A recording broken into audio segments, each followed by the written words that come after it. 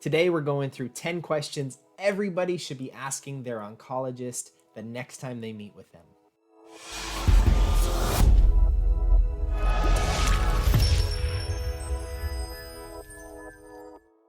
Question number 1.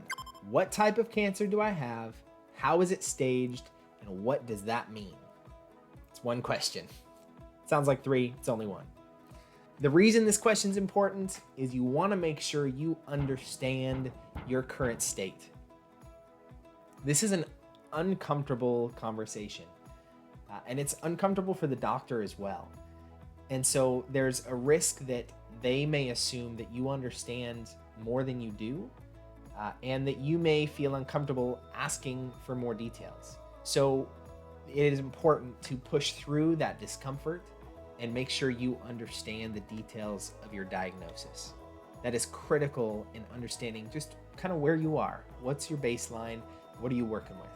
Okay, that's question number 1. Question number 2, what is your history treating patients with a similar diagnosis? This is such an important question. It can feel challenging or insulting the doctor to question their history or background, but don't worry about that. They should be relieved that you're asking because it means you're taking this relationship seriously.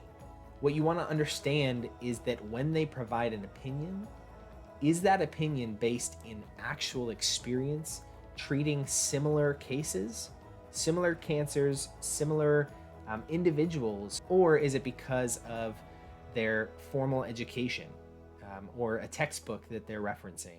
It just changes what you do with the information they're sharing. When they say you should do this, are they saying that because they have personally seen that to be successful, or because they've read that this is what should be successful?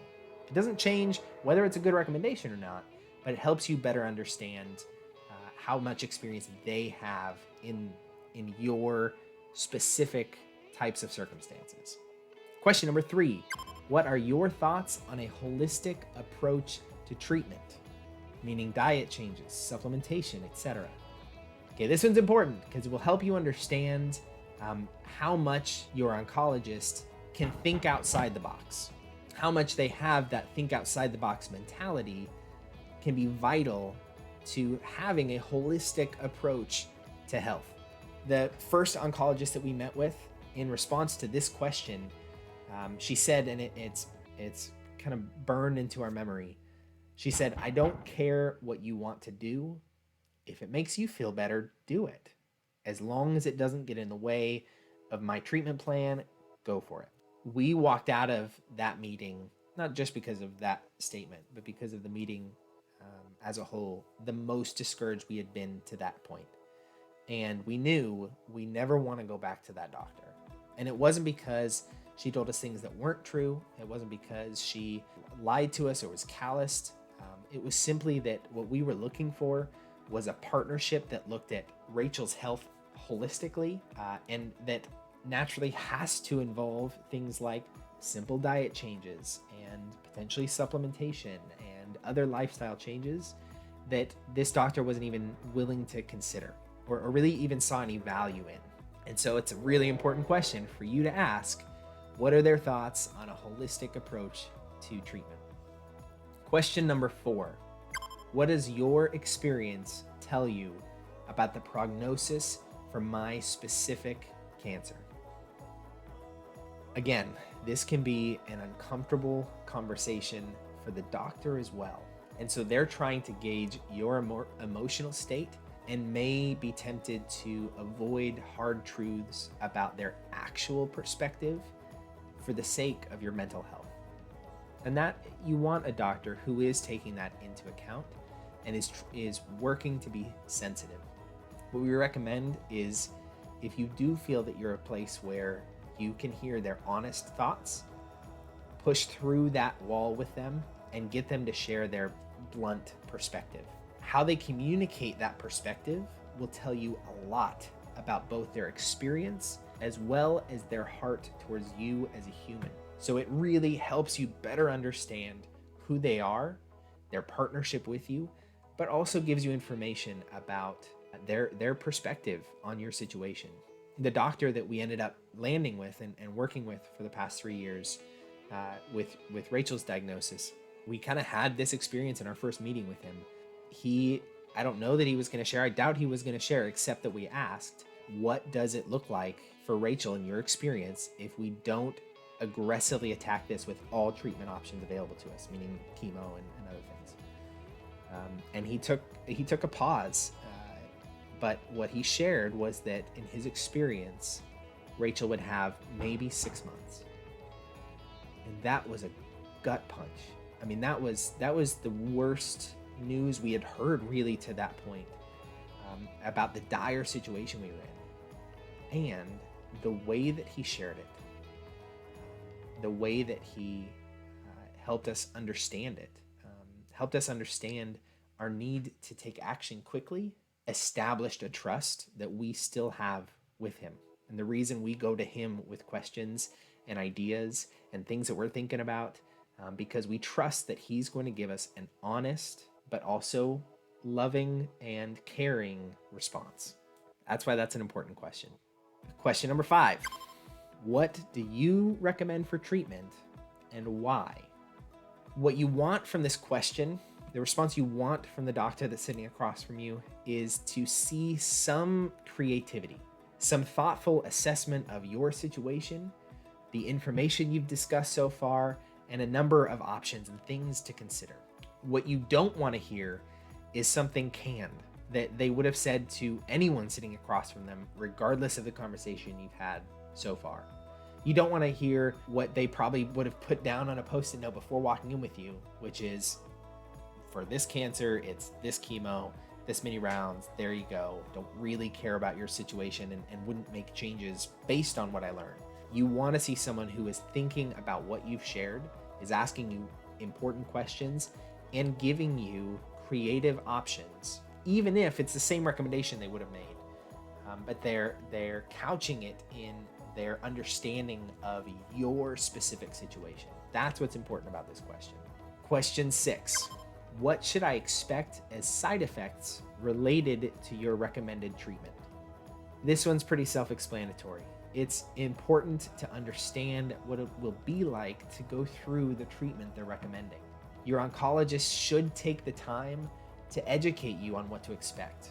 They shouldn't sugarcoat it, but they should inspire hope in the outcome of the treatment, but also be realistic about what to expect. And that's so important because at 2 a.m. after your first treatment and you're feeling something weird, you're not feeling well, maybe your heart's racing, something's going on.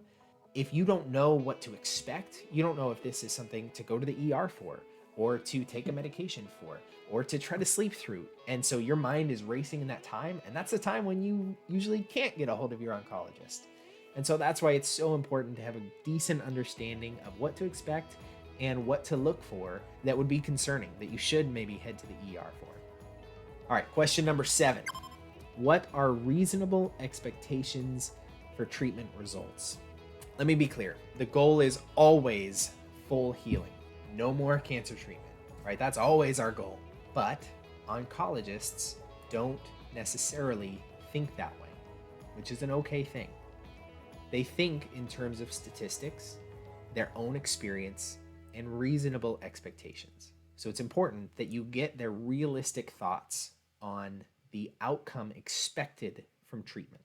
Now, I want to couch that in, remember that it is just that, their thoughts.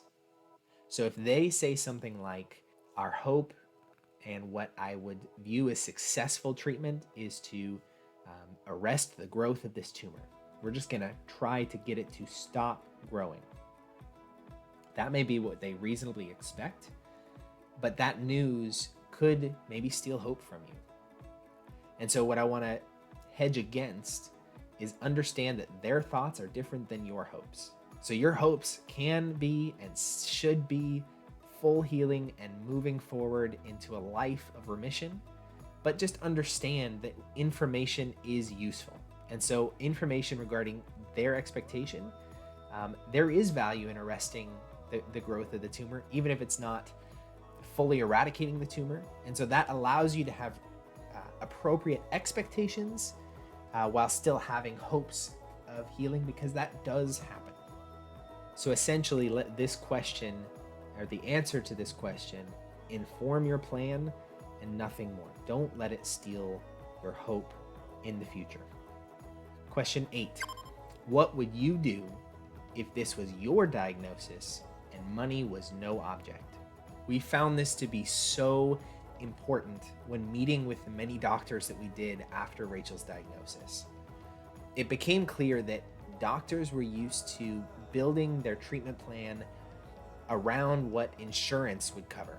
And so they would naturally go to, hey, your options are this or this or this, because this is what your insurance would cover, and this is what in that realm would be best. And so this question allows for them to step out of that role of what can you financially afford, and gets into the what would be best for my situation. Give me the wide spectrum of what you think would bring the best results. And so it allows them to come from a different angle. It takes money out of it, and it also puts them into that space. That allowed us to get really meaningful answers, even if the things that they ended up throwing out there were totally out of our realm of being able to afford. We at least had a better understanding of what that was. And in some cases, they were things that we were able to incorporate, that we were able to bring in, even though insurance didn't cover that. We had other options for doing those things. And so it was super helpful to just step back and go, let's just play pretend here. What would you do, particularly if money was no object? So that was so important for us, and why we say, ask this question. Question number 9. What tests have we not discussed that would help us better understand my specific cancer, prognosis, and treatment options? What tests have we not yet discussed? All right, where this question is coming from is, again, we found that the normal conversation stayed at a certain level of simplicity based on reducing financial burden. And so that being said, when we would ask this question, we started learning about many different specific genetic, blood, or tumor tests that, in their opinion, would help better inform what things we could target from a treatment perspective for Rachel's specific situation. But we had to ask, and maybe that's an anomaly, but it was with different doctors. We had to be the ones to say, hey, let's think outside the box. What other options do we have? And they say, well, it's not covered by insurance, but there's this thing. You go, okay, what is that thing? And what would it tell us? And they would explain it, and we go, okay, let's consider that. Let's cost it out, figure out what we can do. And in some cases, we pursued those tests, and it gave us meaningful information, and we were able to feed that back into treatment. And that, we believe, was really valuable to us because we made decisions based on the knowledge we got from those tests. So it's another really important thing to ask your oncologist. All right, our 10th and final question, really simple one. What is next? Get specific, get a plan. When we walk out of this room, what should we expect? Are we gonna get a call from your coordinator? Are we gonna have scans scheduled? Who's getting that authorization? Do I need to call to get something scheduled? When am I starting treatment? What does that treatment look like? Do I come here? Is it over here at the hospital? Where am I getting, all of those things are things you want to be really specific with the doctor, because the moment you walk out from that doctor, it's really hard to get a hold of that person. You can call the office and you're going to get the front desk, you're going to get the coordinator, you're going to get the insurance, person who gets authorizations. You're probably not going to get a hold of that doctor again without scheduling another couple $100 consult. And so right there, when you have them, get specific. What is next and how do I make that happen? The conversation will feel overwhelming at times through those last 9 questions. There will be aspects that your mind's racing. Hopefully you're taking notes. Maybe you brought someone with you to help you process the information that you're gathering. So this last question allows for some grounding in reality and a specific plan of attack that you can hold on to as you walk out the door. You're gonna feel overwhelmed about different things, but this allows you to say, okay, regardless of everything I just learned, tomorrow I'm gonna get a call from his office. And that call is going to allow me to schedule the MRI that I need. And I'm going to go pick up my prescription because they're sending it to this pharmacy. And I'm going to you have a plan that you can start executing on. So it's really important to end the conversation with that piece of grounding, because a lot of times we've gone into those conversations and walked out and gone, oh, I don't even know what we ended with. Like, where are we going next? And then once we leave the doctor, it's super hard to get a hold of them. So we've learned to kind of ask this every time we're meeting with our doctor or any doctor. Okay, specifically what's next? And let's plan this out. All right, so that is the top 10 questions to ask your oncologist. Let us know in the comments below if you think we missed one. Also, let us know if you have questions about any of these 10 and things that I said here. We'd love to have a conversation with you. Otherwise, be healthy, be blessed, and we'll talk to you soon.